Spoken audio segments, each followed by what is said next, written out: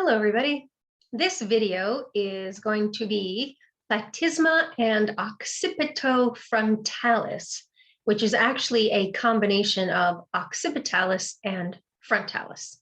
So it's a little like iliopsoas in that way. I'll explain it when we get there. All right, so we're just going to go right into the book. It's on page 257. Let's start the screen share. So this is platysma. Platysma is one of those muscles that connects mostly to soft tissue. So this one has fascial attachments both at the base of the mandible and on the pec fascia. So it's thin, it is superficial, it spans actually most of the neck and pec area. And honestly, platysma's role is really to tighten the fascia of the neck and to make this face. You can see it here. Let me stop the screen share for a second. I'm not very good at this. Some people have like really intense platysmas, but so if I do this, you can see it here. See the border of it? That's platysma. See what I did there? That is supposed to be the creature from the Black Lagoon, which if you've never seen that movie, that makes no sense to you. But the author thinks that I suppose everyone should have seen that movie, Creature from the Black Lagoon. There he is. It's a very old movie. Anyway, platysma originates on the fascia covering the superior part of pec major. So right through here, and inserts at the base of the mandible and the fascia, the skin specifically on the lower part of the face. So this muscle is mostly considered a muscle of facial expression, but because it can move the mandible, we have assist to depress the mandible. So this is the only reason why this muscle is not part of the muscles of facial expression section. It's because it can move the mandible. We just saw that it can tighten the fascia of the neck here and draw down the corners of the mouth, which is what I did. Okay, in order to see that, it's not the SCM here, it's the ones on the side. And again, I don't have a really impressive platysma, sorry, but that's what it does. That kind of movement brings the fascia, tightens the fascia, and brings the corners of the mouth down.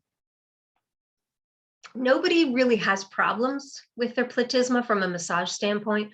However, platysma can become tight or can become stuck to the surrounding fascia, and it actually feels really good to put two hands right on the pec fascia like this, hold it in place,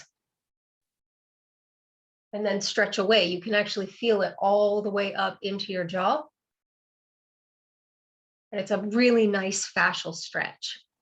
So even if somebody, again, is not having issues with their platysma, but is having like forward head position or is experiencing a lot of that flexion of the neck that people seem to get themselves into a lot these days from being on devices and whatnot, then something like a nice platysma stretch will help with the anterior neck. Now, as far as palpating platysma, if your partner can do the creature from the Black Lagoon face, then you can easily see it, okay? And we don't necessarily need to palpate it specifically. Occipitofrontalis is next. Remember, I said this is a combination of frontalis and occipitalis. It is connected by an aponeurosis that runs most of the length of the skull. That aponeurosis is called the galea aponeurotica. The galea aponeurotica, right here. So frontalis, the muscle, is here. Occipitalis, the muscle, is back here. And they are connected by this sheet of tendon, this aponeurosis. They do different things, but they do work together, okay? So frontalis obviously is right here. It stops right above the eyebrows. So it's all on the frontal bone here. And there's two little sections of it, which you don't really see in this view. And I'll show you visible body in a second. So it kind of makes a break down the middle of the forehead here. And what this is going to do is it's going to raise the eyebrows and wrinkle the forehead. So this is where you get your, huh? You don't say, kind of surprised look.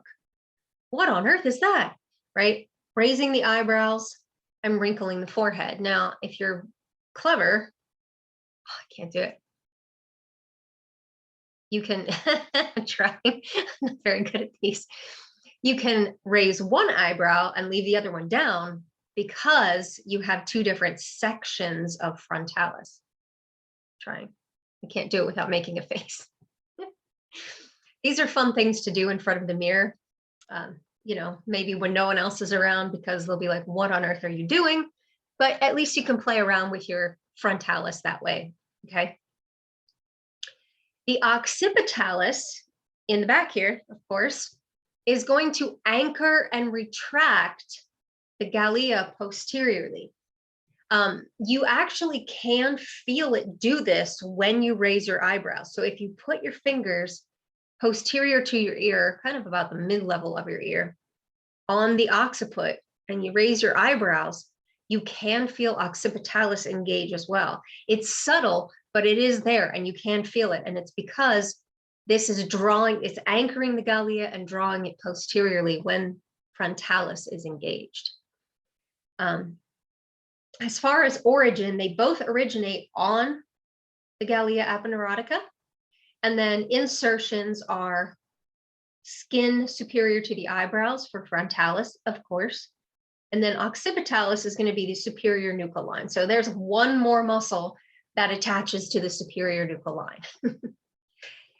Occipitalis does kind of become continuous then with upper traps on the posterior side. So if somebody is experiencing a lot of tension headaches, where their muscles are tight in the posterior neck, working not only upper traps, but occipitalis and even frontalis can help ease those tension headaches. We have to follow the line of pull all the way up the skull to the front of the eyebrows, okay?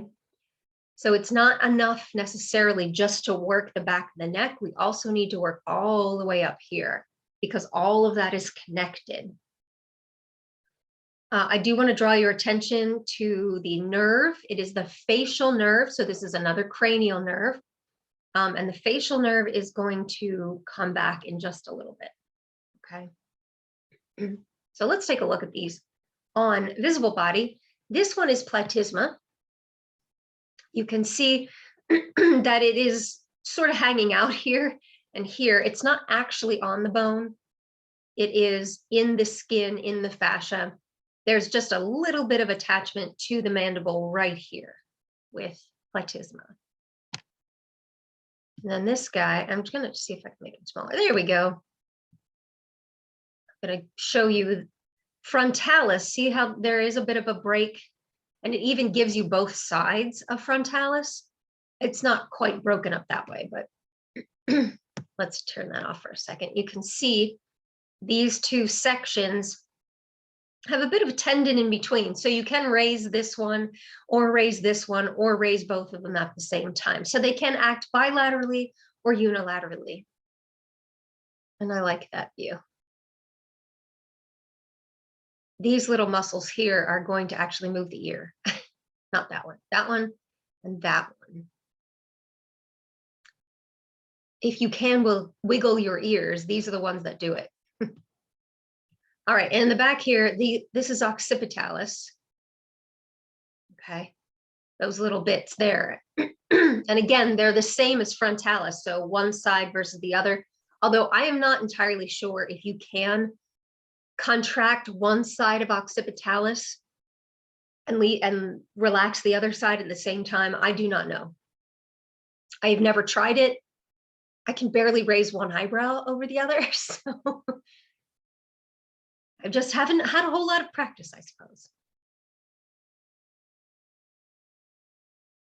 All right, so that is Platysma and Occipitofrontalis on pages 257 and 258. And I believe they actually stop at 258. Yeah, it's just a little bit of information about each. See you soon.